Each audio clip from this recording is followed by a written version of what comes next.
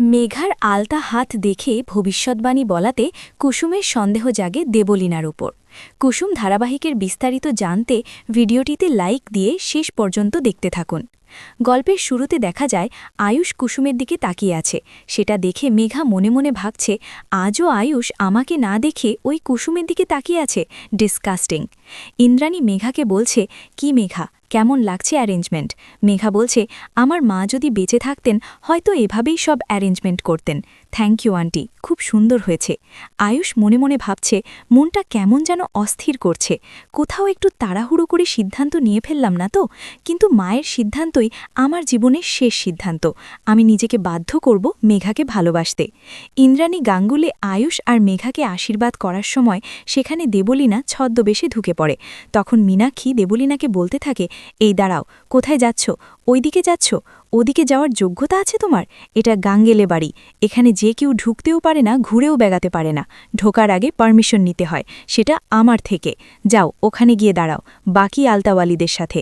দেবলীনা বলতে থাকে, আমার ভুল হয়ে গেছে, আমাকে ক্ষমা করে দেবেন। মীনাক্ষী তখন শঙ্করকে বলছে, শঙ্কর, এসব কি হচ্ছে? তোমরা এসব দেখবে তো? আমি আর কত দিক সামলাবো বলো তো?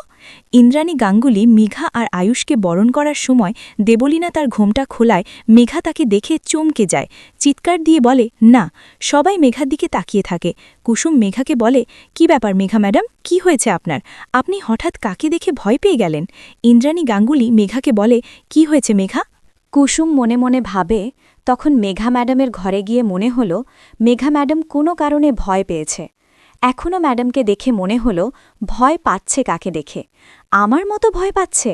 কারণ মেঘা ম্যাডাম ভয় না পেলে কখনো এভাবে চিৎকার করতেন না।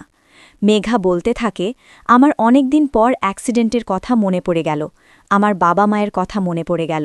এজন্য I'm sorry, I'm okay.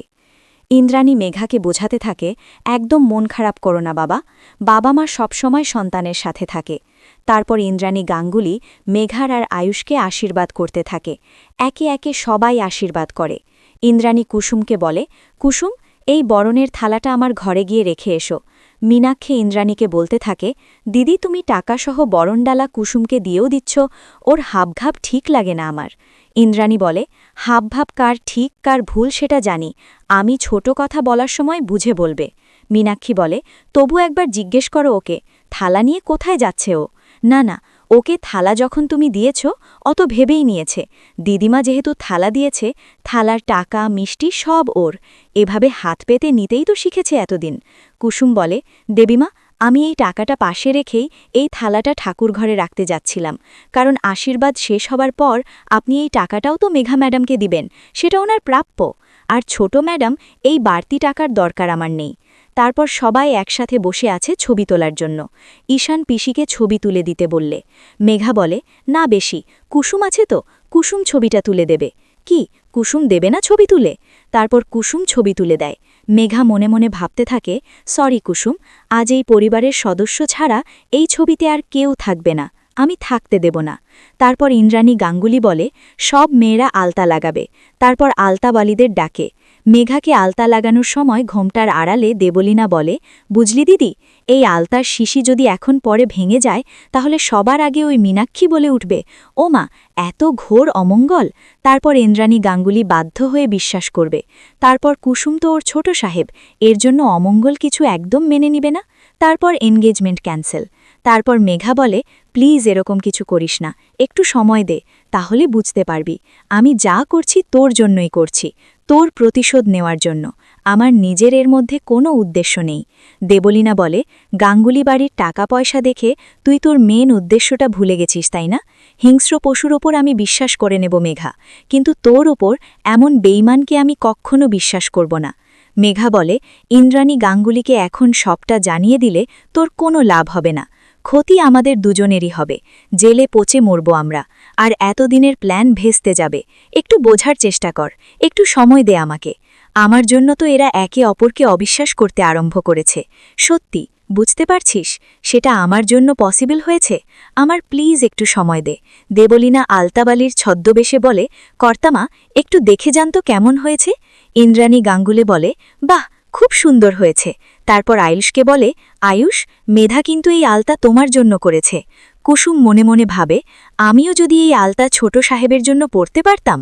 Indrani মেঘাকে বলে, সন্ধেবেলা আরও অনেক অনুষ্ঠান আছে, যাও তুমি গিয়ে একটু বিশ্রাম নাও। মেঘা মনে মনে ভাবে, আমি চলে গেলে যদি দেবলীনা উল্টাপাল্টা কিছু করে তাহলে সর্বনাশ হয়ে যাবে, আমি যাব না। তারপর বলতে থাকে, না মণি, একটু থাকি না। ইন্দ্রাণী বলে, ক্লান্ত হয়ে যাবে, সন্ধেবেলা, প্লিজ যাও একটু বিশ্রাম নাও। মেঘা চলে যায়। তারপর ইন্দ্রাণী অনুশ্রীকে আলতা পড়তে বলে। মীনাক্ষী বলে, ওর আগে তো আমি এ বাড়ির বউ হয়েছি, আমি আগে আলতা পরব, তুমি পরে পড়বে। মীনাক্ষী ছদ্মবেশী দেবলীনাকে বলে, ভালো আলতার ডিজাইন দেখাতে। দেবলীনা মনে মনে ভাবে, আমি এখানে গাঙ্গুলি পরিবারের মহিলাদের আলতা পরাতে আসিনি, আমি এসেছি ধামাকা করতে, কিন্তু সেই সুযোগটাই পাচ্ছি না। তারপর মীনাক্ষী বলতে থাকে, কি ডেঞ্জারাস মেয়ে, হাতটা মুচকে দিল। এই অনুশ্রী, যাও তুমি পড়ো। তারপর ঈশান ছদ্মবেশী দেবলীনাকে বলে, দাঁড়াও, আমাকে ডিজাইনগুলো দেখাও। তখন দেবলীনা মনে মনে ভাবতে থাকে, আমার ভাগের সুখ সংসার সব অনুশ্রী ভোগ করছে, আমি সহ্য করতে পারছি না। ছদ্মবেশী দেবলীনা ইন্দ্রাণীকে বলে, কর্তামা, এবার আপনি পড়ুন। ইন্দ্রাণী বলে, সবার পড়া হোক, তারপর আমি পড়ব। রাজগাঙ্গুলি বলে, সবার পড়া শেষ, এবার তুমি পড়ো। কুসুম আবার এইসব দেখে ভাবে, ইস, যদি আমিও ছোট সাহেবের নামে আলতা পড়তে পারতাম।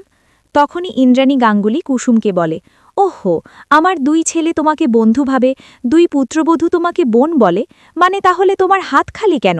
এসো, যাও তুমি আগে আলতা পড়ো, বসো। দেবলীনা কুসুমের হাত টেনে ধরে। তখন কুসুম মনে মনে ভাবে, ওনার ছোঁয়াটা আমার এত চেনা চেনা লাগছে, মনে হচ্ছে আমি এই ছোঁয়া অনেক ভালোভাবে চিনি। দেবলীনা কুসুমের হাতে আলতা পরিয়ে দেয়।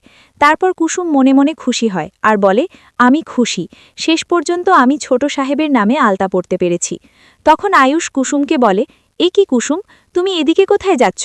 কুসুম বলে, আমি তো মেঘা ম্যাডামের কাছে যাচ্ছি, আপনি কোথায় যাচ্ছেন? আয়ুষ বলে, আমিও তো মেঘার কাছে যাচ্ছিলাম, চলো দুজনে একসাথেই যাই। কুসুম বলে, না ছোট সাহেব, আপনি যান, আমার কাজ আছে।